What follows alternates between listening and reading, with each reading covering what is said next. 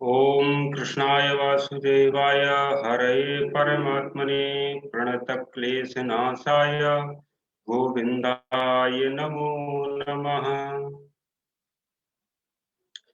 आज की कक्षा में आप सब लोगों का बहुत बहुत स्वागत है।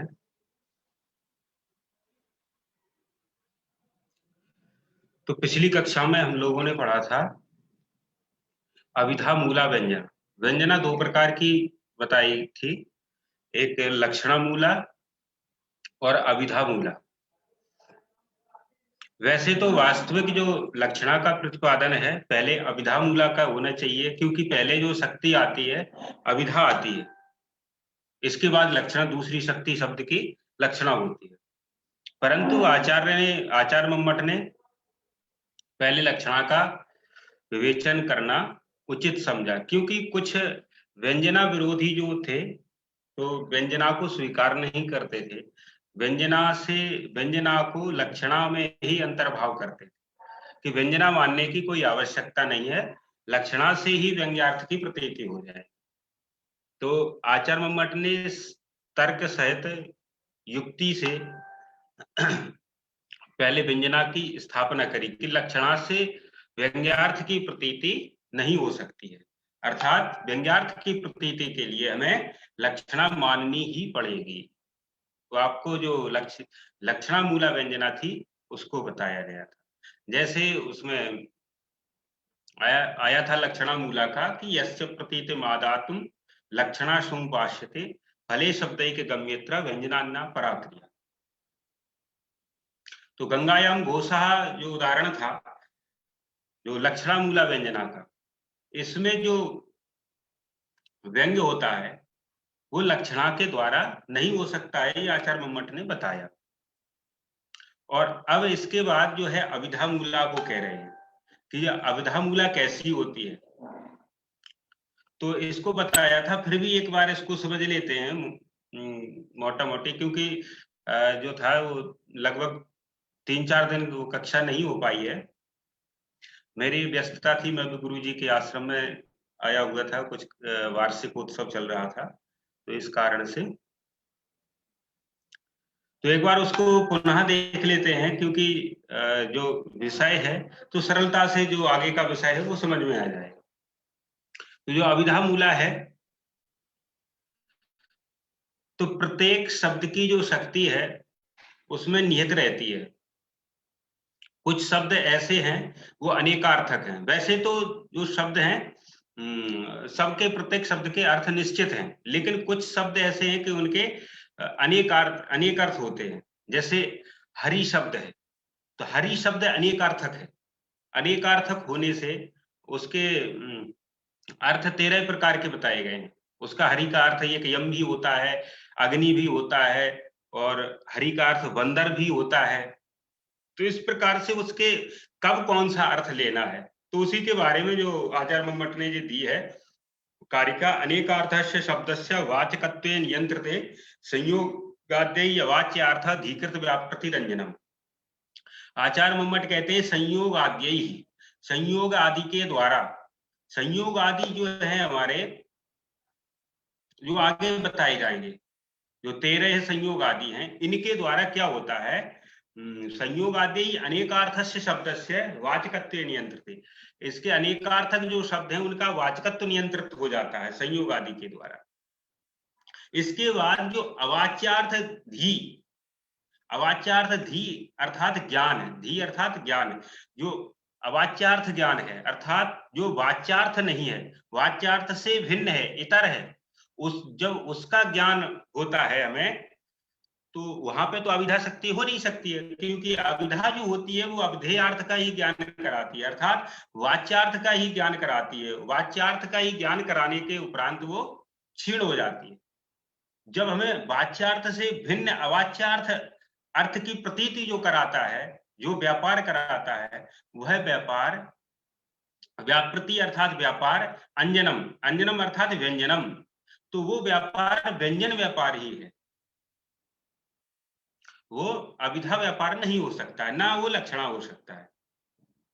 तो इसी को बताया था संयोगो विप्रयोगस्य साहचर्यम विरोधिता, अर्था प्रकरणम लिंगम शब्दस्यान्यस्य सन्निधि सामर्थ्य मौचिति देशः कालो व्यक्ति स्वरादयः शब्दार्थस्यानवच्छेदे विशेष स्मृति हेतव।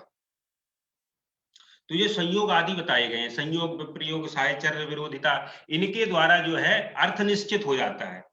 जैसे सशंख चक्रो हरि, असंख चक्रो हरि, तो ऐसा होता है कि जो हरि, यहाँ हरि पद है, यहाँ न तो उसका अर्थ बंदर हो सकता है, न उसका अर्थ यम हो सकता है, न उसका अर्थ अग्नि हो सकता है, क्योंकि शंख का योग भगवान हरि के साथ में ही हो सकता है। और असंख चक्रो हरि और शंख का जो संयोग हरि के साथ में हो सकता है, तो वियोग भी हरि के ही साथ में हो सकता है। जैसे कि आपको एक उदाहरण के तौर पर समझाते हैं कि कभी क्या है, एक कोई व्यक्ति है और आपका कोई मित्र है, वो मित्र जो है वो किसी दिन अपने वाहन से रोज चलता है, अपने वाहन से जाता है। एक बार क्या हुआ कि आपने उसको बिना वाहन के देखा कि आज वो पैदल चल रहा है। जब वो पैदल चलते हुए दिखाई देगा तो आप पूछेंगे कि आपका वाहन क्या है, वाहन कहाँ है आपका? तो आपको लगेगा कि आपके मन में जिज्ञासा होगी, पूछेंगे कि आज आपका वाहन का क्या हो गया, कि आप वाहन से क्यों नहीं आए अपने? तो जिसके साथ में जिसका संयोग होता है, वियोग भी उसी के साथ में हो सकता है। और अगर जिसको आप रोज देखते हैं कि ये पैदल ही चलता है, तो आप पैदल ही उसको देखते हैं, तो कोई जिज्ञासा नहीं होगी आपके मन में। तो उसी प्रकार जो संयोग बताया गया था, संयोग भी उसी के साथ में हो सकता है, संयोग जिसका होता है उसी का वियोग भी हो सकता है। तो यह शंख का संयोग विष्णु के साथ में ही हो सकता है, अन्य के साथ में नहीं हो सकता। तो संयोग के द्वारा हम यहाँ पे अर्थ हरि का विष्णु लेते हैं, और वियोग के द्वारा जो अर्थ लेते हैं असंख चक्रो हरि, यहाँ वियोग के द्वारा लेते हैं, क्योंकि जिसका संयोग होता है वियोग भी उसी का होगा, अन्य का वियोग नहीं हो सकता है। तो इस तरह से जो संयोग आदि हैं, इनके द्वारा हम अर्थ ग्रहण करते हैं। एक इनके द्वारा क्या होता है, वाचकता नियंत्रित हो जाती है कि हरि पद का अर्थ क्या है। हरि पद का जो अर्थ है विष्णु है, तो विष्णु में उसकी वाचकता हो नियंत्रित हो जाती है। अब उसकी वाचकता नियंत्रित हो गई, वाचकता नियंत्रित हो जाने पर अब उससे अगर दूसरा अर्थ कोई आ रहा है, अभिधा ने जो अर्थ कह दिया, वाचकत्व तो उसका नियंत्रित हो गया, उसके उपरांत अगर कोई द्वितीय अर्थ की प्रतीति हो रही है, कोई प्रतीयमान अर्थ सहृदयों को आ रहा है, तो वो अर्थ जो है वही व्यंग्यार्थ होगा। और वो न तो वो अभिधा के द्वारा आ सकता है, न लक्षणा के द्वारा आ सकता है। वो आएगा तो व्यंजना व्यापार से ही आएगा। इन दोनों में से किसी का योगदान भी नहीं रहेगा। तो वही है, संयोग आदि के द्वारा इसमें वाचकता नियंत्रित हो जाती है। अब उसमें एक जो संयोग आदियों का जो पढ़े गए थे, उनमें आया था कालो व्यक्ति स्वरादय। काल, व्यक्ति और स्वर, स्वर आदि। तो स्वर को तो बताया ही था, उदात्त अनुदात्त तो स्वरित जो स्वर हैं, तो उनका तो बताया था कि काव्य में इनका अभिधा के नियमन में कोई काम नहीं है। आचार्य मम्मट ने ये निश्चित कर दिया। आदि पद से बताते हैं कि आदि पद से हमें क्या लेना है, स्वर आदि। तो स्वर से तो हमें ले लिए जो व्याकरण में स्वर हैं, वेद में जिनका काम है उदात्त अनुदात्त और स्वरित। और आदि पद से हमें लेना है अपदेश और अभिनय। अभिनय भी जो है, अभिनय भी अभिधा में नियमन करता है। अभिनय के भी द्वारा अभिधा नियंत्रित होती है। जैसे कई लोग होते हैं वो अभिनय के द्वारा बताते हैं, और कई लोग जो होते हैं वो अपदेश के द्वारा भी कुछ बताते हैं।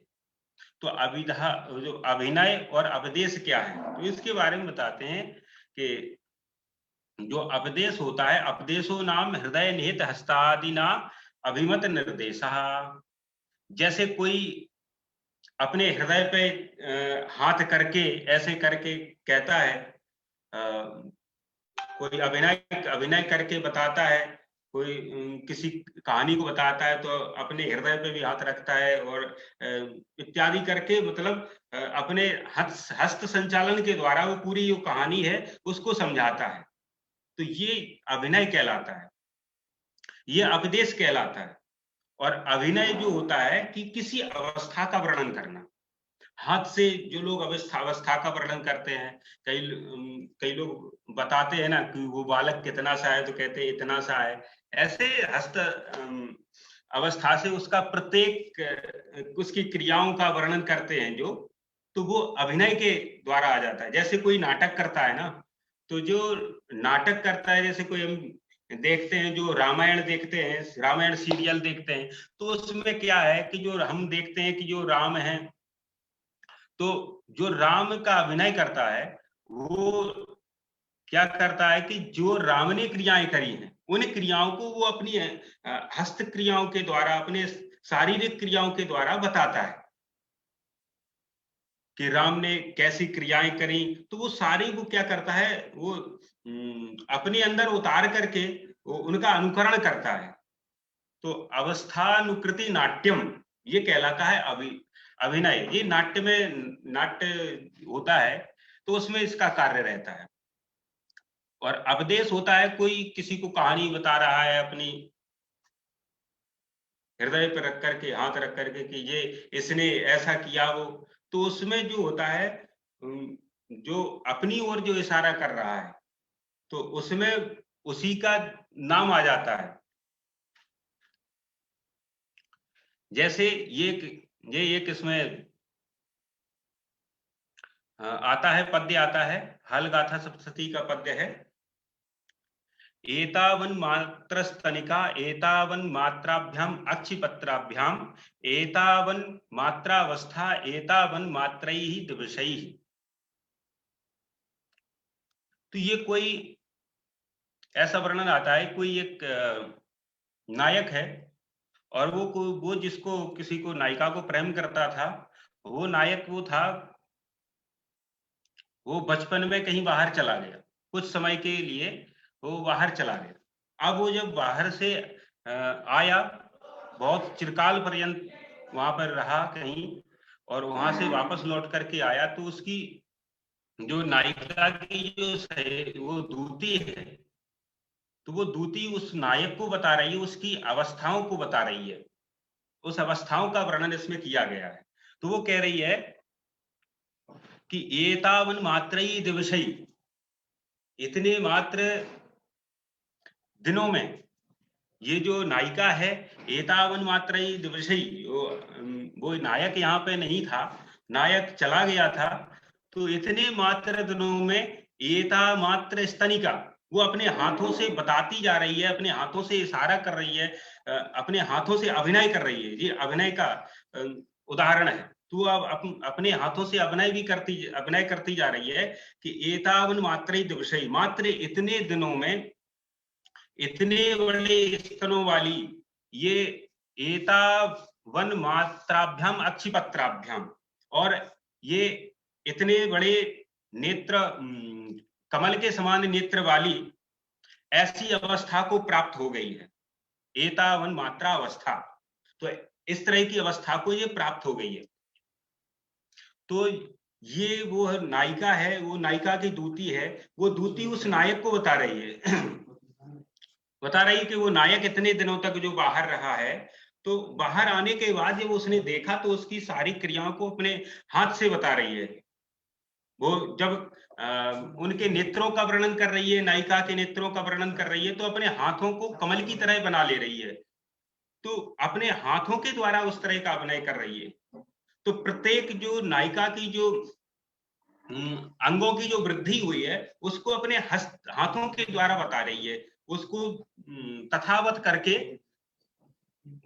अभिनय कर रही है। तो ये कहते हैं आचार्य मम्मट इत्यादि अभिनयादय, तो ये अभिनय का उदाहरण है।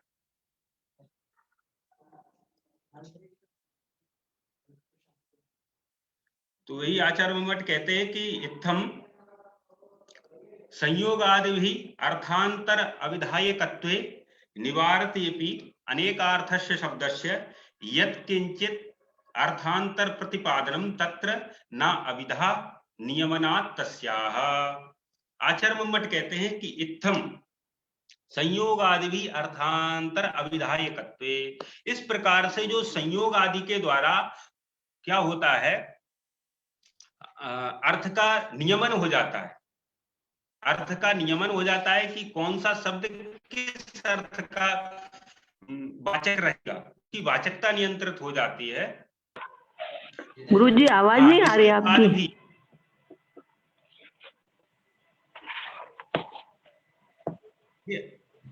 अभी नहीं आ रही, कितनी देर से नहीं आ रही है? अब आ रही है?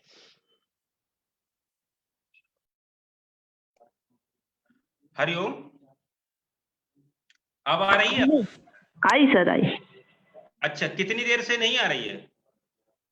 2-3 मिनट में नहीं आई थी, बस 2 मिनट। अच्छा अच्छा, यहाँ थोड़े बारिश आरिश भी हो रही है, अब आ रही है, आने लग गई है। प्रॉब्लम भी हो सकती है। जी आने लगी अब। अच्छा अच्छा, तो ये जो मैंने कारिका जो समझाई है, तो ये इसकी आवाज आ रही थी? इसकी आ रही थी, ये नहीं आ रही थी। इसकी अच्छा, आ रही थी ये तानवन। ये कारिका का जो मैंने भावार्थ बताया, तो ये आपने सुना है? जी जी, इसमें थोड़ा सा ये कंफ्यूजन हुआ कि नेत्रों से, जैसे वो नायिका कह रही है। जी जी, हाँ, तो एक बार इसको फिर से बता दीजिएगा। अच्छा अच्छा, हाँ, तो इसका ये है कि जो आदि पद आया था ना, उसमें सुरादय, तो इसमें आदि पद से जो आदि पद से अपदेश और अभिनय को ग्रहण किया है कि अपदेश और अभिनय भी क्या होते हैं, ये वाचकत्व की नियंत्रता निश्चित करते हैं, उसको नियंत्रित करते हैं वाचकत्व को। जैसे संयोग क्या है, संयोग वाचकत्व को नियंत्रित करता है। हरिपद का क्या अर्थ होना चाहिए, बंदर होना चाहिए, यम होना चाहिए, या अग्नि होना चाहिए, या विष्णु होना चाहिए, तो वहां संयोग ने उसको नियंत्रित कर दिया। संयोग हरि के जो संघ का संयोग हरि से ही हो सकता है। तो ऐसे ही बता रहे हैं कि इसमें जो है आदि पद से जो लिया गया है अपदेश और अभिनय, तो जो अभिनय और अपदेश है ये भी क्या है, उसके वाचकता को नियंत्रित करते हैं, जैसे संयोग आदि करते हैं वैसे। तो उसका उदाहरण दे रहे हैं आचार्य मम्मट, अभिनय का उदाहरण दे रहे हैं, और जो है अपदेश का उदाहरण टीकाकारों ने दिया है, टीकाओं में देख सकते हैं। और तो इसका ये है, आचार्य मम्मट खुद दे रहे हैं अभिनय का उदाहरण, कि अभिनय क्या होता है कि वो नाट्य में जो अवस्था को करते हैं हस्त इत्यादि के द्वारा, उसी को। तो एतावन मात्र स्तनिका एतावन मात्राभ्याम अक्षिपत्राभ्याम एतावन मात्रावस्था एतावन मात्रैः दिवसैः। तो आचार्य मम्मट कहते हैं इत्यादि अभिनयादय, तो ये अभिनय करके अपने हाथ से अभिनय भी करती जा रही है। वो नायिका की दूती वो नायक को बता रही है, नायक कोई बाहर चला गया था, उसका बहुत समय के बाद जब वापस आया तो उसकी जो शरीर की जो शरीर था, तो शरीर बदल गया था, क्योंकि शरीर हमारा क्या है कि बचपन में कुछ और रहता है और कुछ समय के बाद शरीर अलग हो जाता है। तो उसी शरीर को बता रही है कि ये वही नायिका है, कि वो दूती कह रही एतावन मात्र ही दिवसई, मात्र इतने ही दिनों में, कि जितने दिनों में वो नायक बाहर गया है, बाहर जाकर के वो लौटा है, इतने दिनों में उसकी जो एतावन मात्रा अवस्था, उसके शरीर की ऐसी अवस्था हो गई है। कैसी हो गई? एतावन मात्र स्तनिका, उसके जो स्तन है वो इशारा, वो हाथ से वो करती जा रही है, आंवले के समान आकार में अपने हाथ को करती है, बताती है एतावन मात्र स्तनिका, इसके जो ऐसे स्तनों वाली हो गई है। और एतावन मात्राभ्याम अक्षिपत्राभ्याम, और ऐसे जो इसके जो अक्षी जो नेत्र हैं वो कमल की तरह है, तो वो कमल की तरह हाथ को भी करती जा रही है, इशारा हाथ से, मतलब अभिनय कर रही है, कमल की तरह हाथ को बना लेती है। वो कहती है कि इसके जो नेत्र हैं वो कमल के पत्र के समान है, मात्र इतने दिनों में इसकी ऐसी अवस्था हो गई है। ये इसका भावार्थ। तो यदि आचार्य मठ कहते हैं कि इत्यादि अभिनय आदय, तो इसमें ये क्या है, अभिनय है, इसमें अभिनय के द्वारा बता रही है। इत्थम च संयोग आदि भी अर्थांतर विधायकत्वे, आचार्य मठ कहते हैं इस तरह से जो संयोग आदि के द्वारा जो उसका नियंत्रित हो जाता है, एक अर्थ में जो वाचकत्व नियंत्रित हो जाता है, इसके बाद भी अनेकार्थस्य शब्दस्य क्वचित अर्थांतर प्रतिपादनम, और जो अनेकार्थक जो शब्द हैं, जब उनका एक अर्थ में नियंत्रण हो जाता है, फिर भी अगर वो अर्थांतर का प्रतिपादन करते हैं तो तत्र न अभिधा, तो वहां अभिधा नहीं हो सकती है, क्योंकि नियमनात् तस्याः, अभिधा क्या है कि अभिधा का नियमन हो जाता है कि अभिधा कहाँ है, तो अभिधा ने तो उसका नियमन कर दिया एक अर्थ में, उसने अभिधा ने पहले कह दिया उसको एक अर्थ को, उसके बाद जब अभिधा एक नियंत्रित हो जाती है एक अर्थ में, उसके बाद जो अर्थ दूसरा आता है तो वहां अभिधा नहीं है, क्योंकि अभिधा ने अपने अर्थ को पहले ही कह दिया। तो न लक्षणा, और वहां लक्षणा भी नहीं हो सकती है। वहां अगर हम कहें कि वहां लक्षणा मान लें जो दूसरा अर्थ आ रहा है, क्योंकि अन्यार्थ लक्षितो यत् सा लक्षण रूपिता क्रिया, जो अन्यार्थ लक्षित होता है अर्थात अन्यार्थ आता है, तो अन्यार्थ जहां आता है वहां लक्षणा होती है। तो वहां जो लक्षणा के हेतु बताए हैं मुख्यार्थवाद ही तद्योगे, तो वहां मुख्यार्थवाद इत्यादि हेतु होने चाहिए तो यहाँ पे मुख्यार्थवाद हेतु भी नहीं है, इसलिए लक्षणा का कोई काम नहीं है। अपितु अंजनम व्यंजनम एवं व्यापार, यहाँ पे जो व्यापार है वो व्यंजना ही व्यापार है। तो इसका जो उदाहरण भी दे रहे हैं आचार्य मम्मट, ये उदाहरण आचार्य मम्मट ने रखा है इसका। तो आचार्य मम्मट उदाहरण देते हैं कि कैसे जो है अभिधा जो शक्ति होती है वो एक अर्थ को नियंत्रित कर देती है, और एक अर्थ को नियंत्रित करने के उपरांत जो द्वितीय अर्थ आता है उसमें अभिधा को न लक्षणा का रहता है। तो इस उदाहरण के अनुसार समझते हैं। भद्रात्मनो दुरधिरो हतनोर्विशाल वंशोन्नतेः कृतशिली मुख संग्रहस्य यस्यानुपप्लुतगतेः परवारणस्य दानाम्बुशेक शोभगः सततम करोभूत्। आचार्य मम्मट इस श्लोक को उदाहरण में प्रस्तुत करते हैं। तो यहाँ क्या है, भद्रात्मनः, भद्रम स्वरूपम आत्मा यस्य, तो आत्मा जो आत्म शब्द का, आत्म का जो अर्थ, आत्म शब्द का जो अर्थ होता है उसका स्वरूप भी अर्थ होता है, और उसका अर्थ आत्मा भी होता है, उसका अर्थ ब्रह्म भी होता है। तो यहाँ जो आत्मा शब्द का जो अर्थ है वो स्वरूप है। तो भद्रात्मना का ये अर्थ लेना है कि जो जिसका मतलब कल्याण स्वरूप, भद्र स्वरूप, जिसका मंगल स्वरूप है, सुंदर स्वरूप है, दिखने में अच्छा है, तो इसका ऐसा ही अर्थ लेना है। तो जो भद्रात्मनः जो है वो कोई राजा है, ये राजा की क्या है, प्रशंसा में कोई वाक्य कहा जा रहा है। राजा के दरबार में लोग रहते हैं तो वो राजा की प्रशंसा ही करते रहते हैं, तो राजा की कोई प्रशंसा में कह रहा है।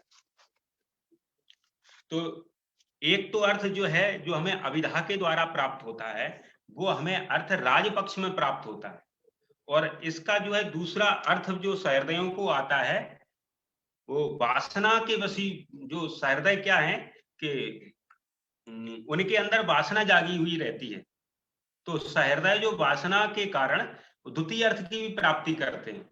तो इसका अभिधा के द्वारा जो अर्थ आता है, प्राकरणिक जो अर्थ है, प्रकरण क्या चल रहा है वहां पे, प्रकरण है कि कोई राजा की स्तुति कर रहा है, तो जब राजा की कोई स्तुति कर रहा है तो उस समय राजा ही अर्थ होना चाहिए। लेकिन दूसरा अर्थ जो कवि की जो लेखनी है, कवि जो वर्णन करता है, कवि की जो वर्णन शैली के द्वारा द्वितीय अर्थ भी आता है कोई, तो वो उसमें अभिधा का कोई काम नहीं रहता है।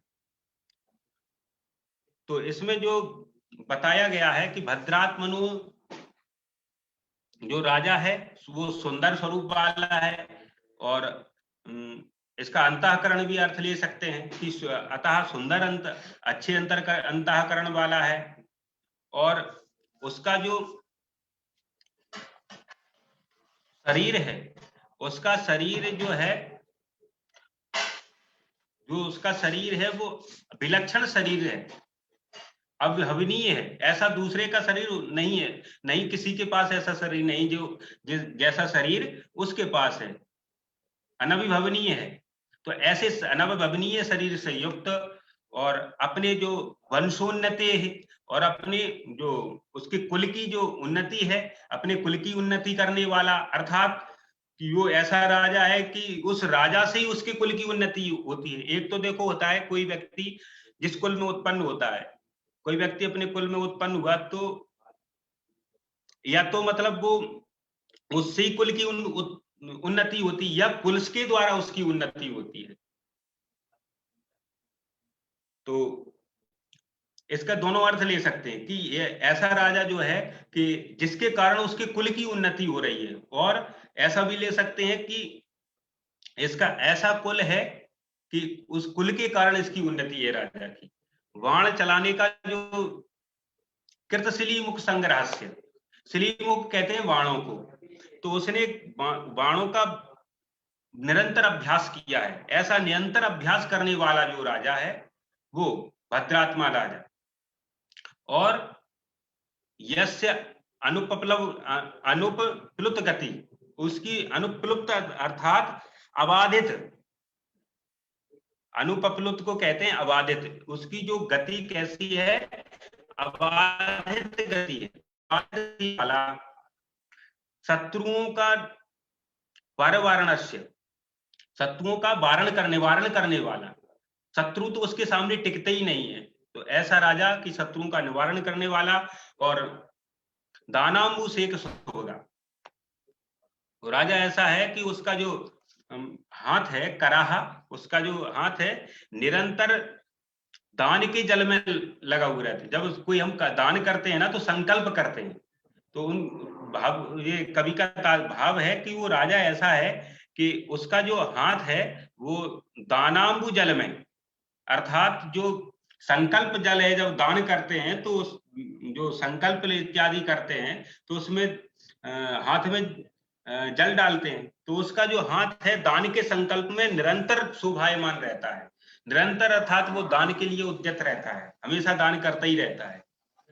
ऐसा राजा उसका जो हाथ शोभायमान होता है, जो भद्र स्वरूप वाला जो राजा है, और अथवा भद्र अंतःकरण वाला है, और ऐसा उसका शरीर है, विलक्षण शरीर से युक्त है, उसकी जो अपने स्वकुल की उन्नति करने वाला है, और बाण चलाने में निरंतर अभ्यास करने वाला है, अबाधित गति वाला है, उसकी गति जो है कभी बाधित नहीं होती है, और शत्रुओं को शत्रु तो उसके पास में टिकते ही नहीं है, उनका शत्रुओं का निवारण करने वाला है। और ऐसे राजा का जो हाथ है वो निरंतर संकल्प के जल में, दान के संकल्प के जल में शोभायमान रहता है।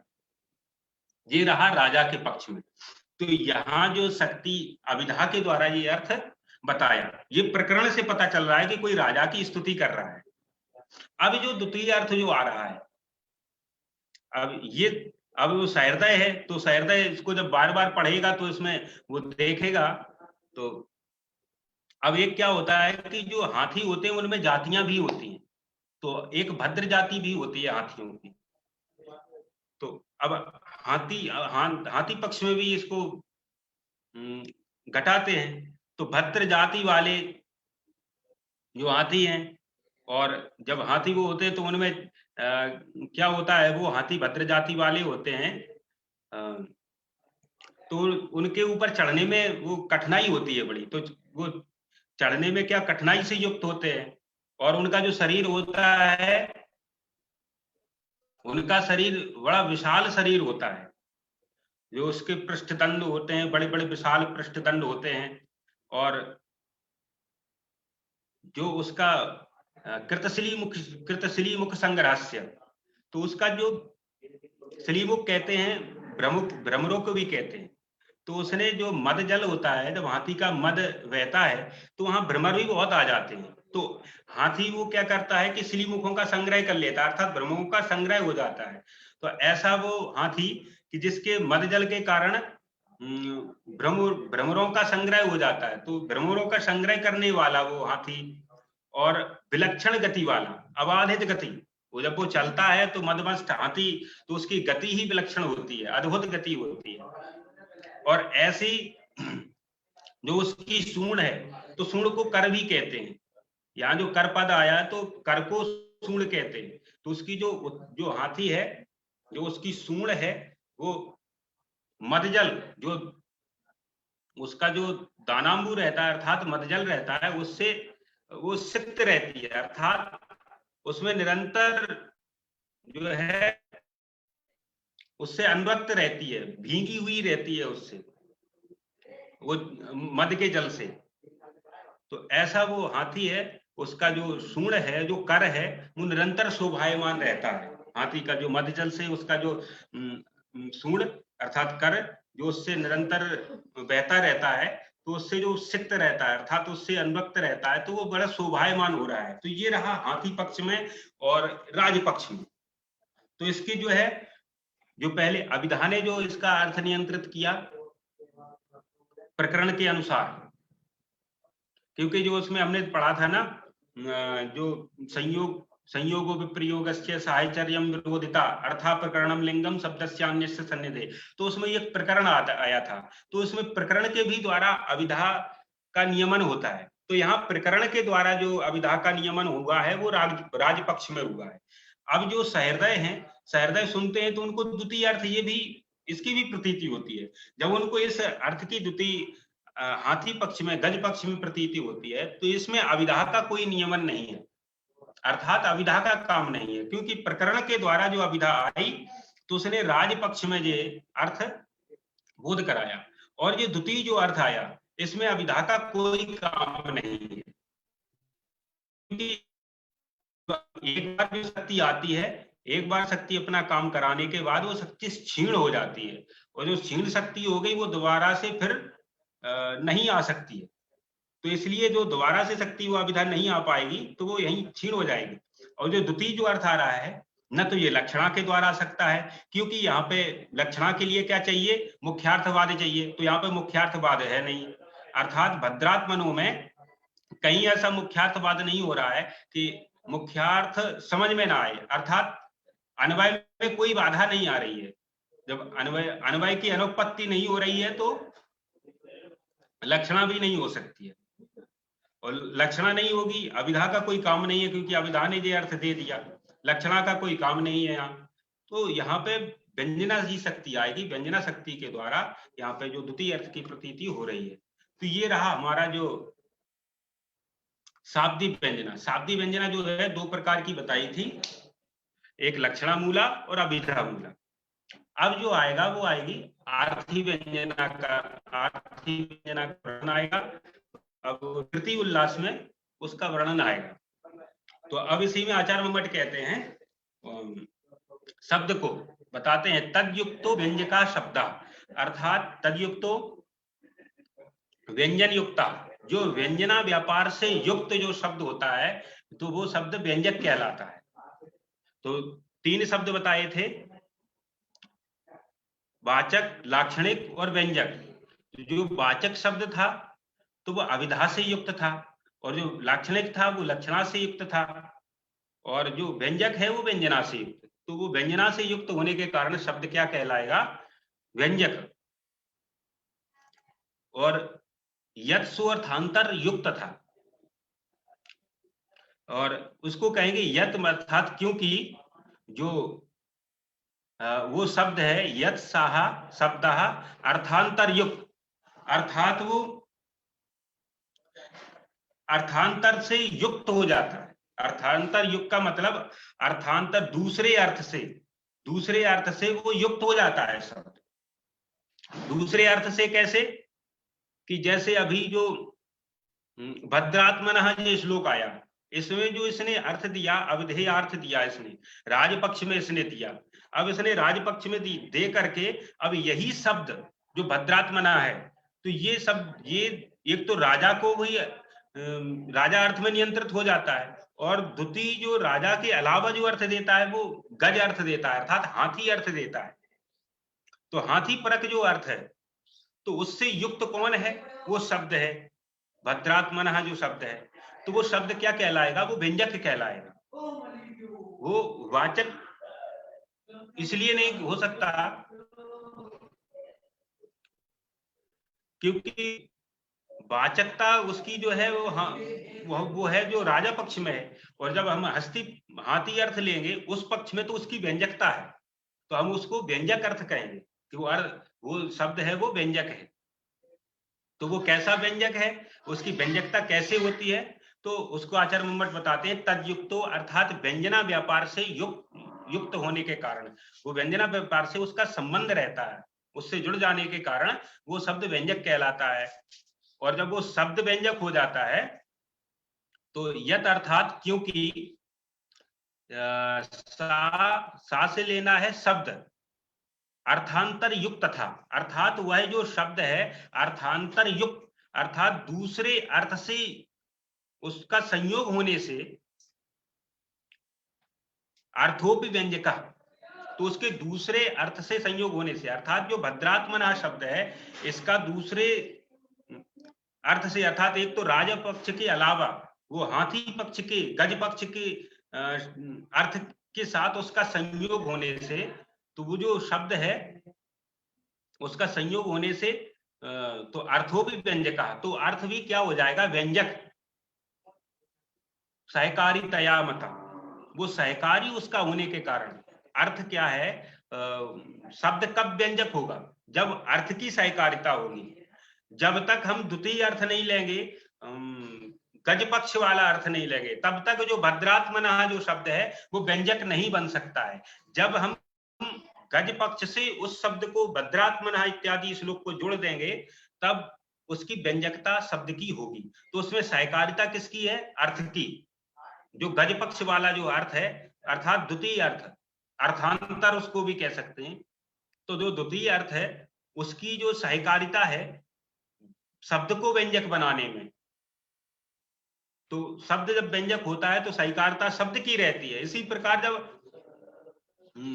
जब अर्थ व्यंजक होगा तो उसमें शब्द की सहकारिता रहेगी। आगे अब जब अर्थ की व्यंजकता पढ़ेंगे, अभी तो पढ़ा है कि जो शाब्दी व्यंजना को पढ़ा, अब तृतीय उल्लास में जब अर्थी व्यंजना को पढ़ेंगे तो उसमें जो शब्द भी व्यंजक हो जाए, जो शब्द है तो शब्द की भी सहकारिता हो जाएगी।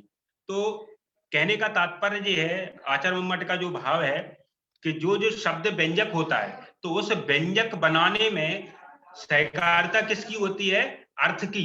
जो द्वितीय अर्थ होता है उसकी सहकारिता होती है, और जब अर्थ व्यंजक होगा तब शब्द की व्यंजकता, शब्द की सहकारिता रहेगी। तो अर्थात दोनों का काम है, दोनों व्यंजक होते हैं, शब्द भी व्यंजक होता है, अर्थ भी व्यंजक होता है। तो इससे ये भी सिद्ध हो जाता है जो आचार्य मुम्मट ने जो काव्य का लक्षण किया था, तददोषौ शब्दार्थौ सगुणावनलंकृति, तो यहाँ जो शब्दार्थौ कहा था, शब्दार्थौ काव्यम, तो शब्दश्च अर्थश्च शब्दार्थौ, तो शब्द और अर्थ काव्य हैं। अगर जो आगे चल करके जब पंडित राज जगन्नाथ आए तो उन्होंने शब्दः एव काव्यम, शब्दः काव्यम, रमणीयार्थ प्रतिपादकः शब्दः काव्यम, ऐसा कहा, अर्थ का उन्होंने खंडन किया है। लेकिन आगे चल करके उन्होंने अर्थ की भी व्यंजकता स्वीकार करी है, अर्थ की भी व्यंजकता स्वीकार करी है, और उन्होंने काव्य लक्षण में भी अर्थ को लाए हैं, काव्य लक्षण में भी वो अर्थ को लाए हैं। रमणीयार्थ प्रतिपादकः शब्दः काव्यम, शब्दः काव्यम नहीं, शब्द ही काव्य नहीं है, अर्थ प्रतिपादकः, जो अर्थ को रमणीय अर्थ को प्रतिपादन करे वो शब्द काव्य है। तो अर्थ का कहीं ना कहीं तो उन्होंने घुमा फिरा करके ग्रहण किया है। तो कहने का तात्पर्य यह है कि जो आचार्य मुम्मट ने शब्दार्थो काव्यम कहा था, तो उसमें दोनों की सहकारिता रहती है, अर्थात शब्द भी काव्य है, अर्थ भी काव्य है। जहां अर्थ की व्यंजकता रहती है वहां शब्द की सहकारिता रहती है, और जहां शब्द की व्यंजकता रहती है वहां अर्थ की सहकारिता रहती है। अब इसी को अगर ले लेते हैं, भद्रात्मना को ले लेंगे, तो इसमें जो है सहकारिता, भद्रात्मना ये पद है, तो इसकी जो है, इसका जो अर्थ होता है राजपक्ष में, राजा, राजा अर्थ तो इसका अभिधा के द्वारा हो गया। अब इसको अगर, अब ये क्या बन गया, राजा अर्थ दे रहा है तब तो ये वाचक है, प्रकरण के द्वारा इसकी वाचकता नियंत्रित हो जाती है। अब जो द्वितीय अर्थ जो आएगा, द्वितीय अर्थ जो सहृदयों को प्रतीति हो रही है, तो वो किससे हो रही है, तो वो द्वितीय अर्थ की प्रतीति हो रही है गज, ये द्वितीय अर्थ गज पक्ष में। तो अब जब हम गज पक्ष अर्थ लेंगे तो ये क्या हो जाएगा, ये भद्रात्मना जो है ये शब्द जो है व्यंजक बन जाएगा, और व्यंजक बनाने में सहकारिता सहयोग किसका है? तो जब तक गज पक्ष अर्थ नहीं लेंगे, इस अर्थ जो द्वितीय अर्थ है, अर्थात इसी को अर्थांतर कहते हैं, तो ये अर्थांतर अर्थात गज पक्ष जो अर्थ है, जब तक इससे संबंध नहीं बनेगा, ये सहयोग नहीं देगा, तब तक ये भद्रात्मना जो पद है ये व्यंजक शब्द नहीं बन सकता है। अर्थात अर्थ की सहकारिता होने से अर्थ भी व्यंजक होता है। वही तात्पर्य है आचार्य मठ का, यत् सु अर्थांतर युक्त तथा, अर्थात जो शब्द है अर्थांतर युक्त अर्थात दूसरे अर्थ से उसका संयोग होने के कारण, तथा अर्थात वो व्यंजक शब्द होता है तथा व्यंजक अर्थ भी हो जाता है। अर्थो भी व्यंजक तत्र सहकारितया मता, वो सहकारी कारण के होने के कारण वो अर्थ भी व्यंजक हो जाता है। तथेति व्यंजक, ये भाव है। अब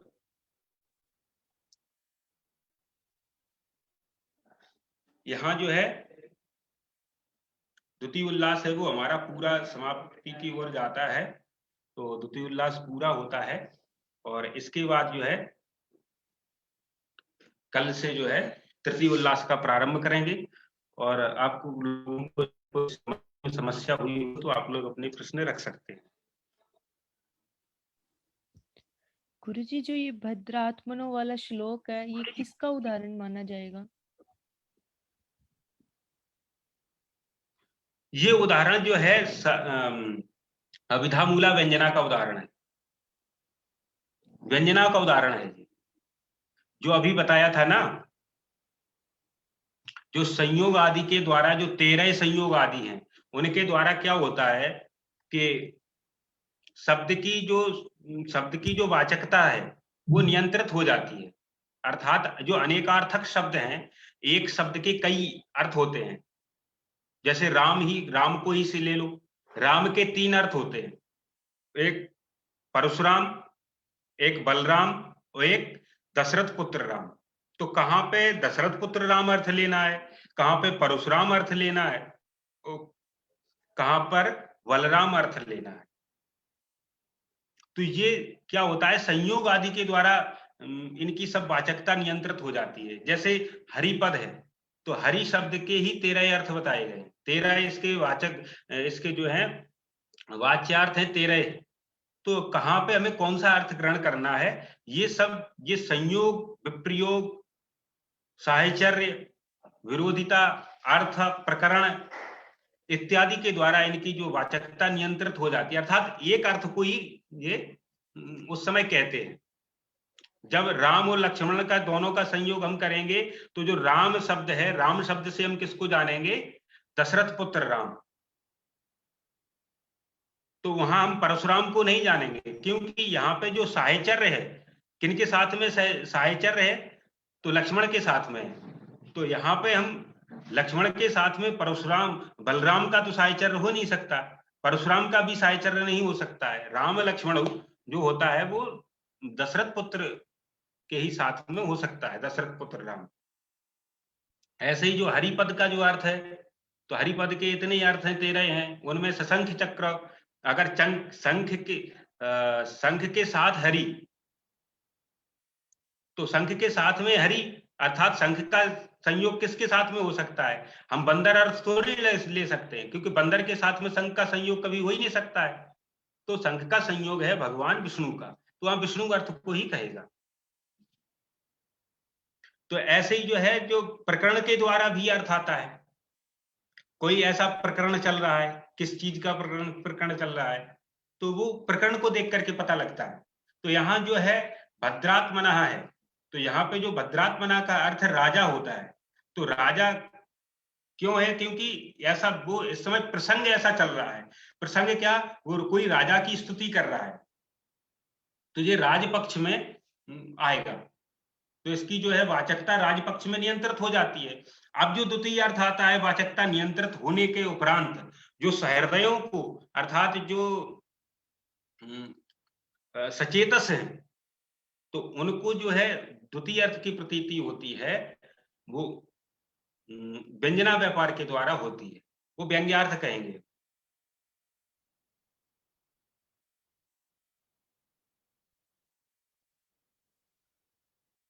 जी आया समझ में? जी गुरुजी।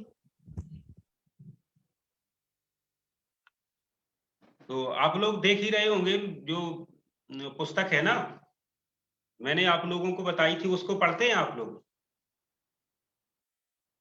विश्वेश्वराचार्य जी की। जी महोदय।